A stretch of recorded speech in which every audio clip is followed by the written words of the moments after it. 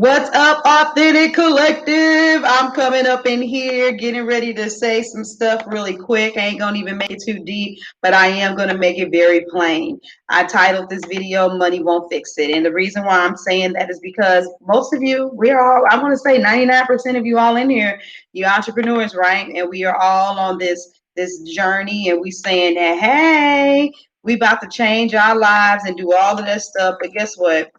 You know what? You want to change your life, but you think that you're going to change your life by changing your business. And unfortunately, nothing could be further from the truth. What a lot of you all don't realize what you're doing is that you're so busy thrusting and thriving and you're working really hard in your business to make money, and it's going to change your life circumstances, but it's not going to change your heart, and it's not going to change what you're dealing with. It's going to change your zip code. It's going to allow you to live in better places. It's going to change the fact that you don't have to think twice when you want to buy organic. It's going to change the fact that you can go into the store, that you could buy something without looking at the tag or being concerned about it, or that you can afford to have certain experiences when in your life that you wouldn't have had without that money. The steak tastes better. The fruit is sweeter and juicier. However, your heart condition is still what it is. And so you could be a beautiful woman. You can have a beautiful house. You could have the most expensive mattress and you could sleep real good at night. But if your daddy was the one that was touching you when you were a little girl and you don't trust men, if you were molested by a cousin or an uncle, if you had finally, decided to give your heart and love a man, even though you never saw any form of affection in your upbringing, and that man ended up being a narcissist or an abuser, then you have trust issues because you have trauma from relationships that you came out of, and you don't realize that you could receive love. Oh, I'm talking to myself because that's something that it could have been me. So I'm not speaking about anything from a state of judgment. I know this because it could have been me. My first marriage was horrible, but I came out of that deliberately intent upon getting my healing, working through forgiveness, making sure my self-worth and all of that was intact. And then God blessed me with someone else shortly after. And I've been with that man since 2006, and we are in 2020 and been married for 10 of those years now. But I know a lot of successful, beautiful Black women that can't get a man to save their life, but they lay down at night and their bed is cold. There's certain kind of movies they watching with their girlfriends and stuff like that because it's cool or whatever, but they don't really like those movies. When they start getting into the romantic stuff, it's always fairy tale bullshit to them. It's never anything that's real because no matter how much money they make and no matter what they do, they can't heal the fact that they don't trust men. It's not about finding another man that's just as ambitious as they are or that has it going on like them, because there's plenty of them out there. It's so much deeper than that. How about the fact that you can have everything in the world and it feels good to be able to be the go-to person and not have to need people financially? But when things go on with you emotionally and you need support, once again, raising my own hand, when you suffer through a miscarriage and because your mother is so selfish or thinking about something else other than, or she's so saved and she's so holy that she's no earthly good, she can't even be there for you or to support you while you dealing with the pain of the loss of a child, and she's not even there.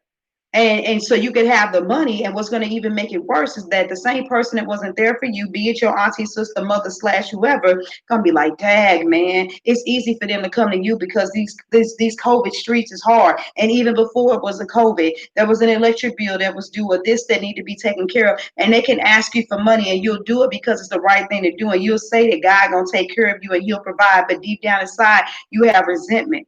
I know so many women out there that just wish that they had a mother that would hug them or hold them or actually honestly acknowledge them for the work that they're doing and celebrating them, but they won't.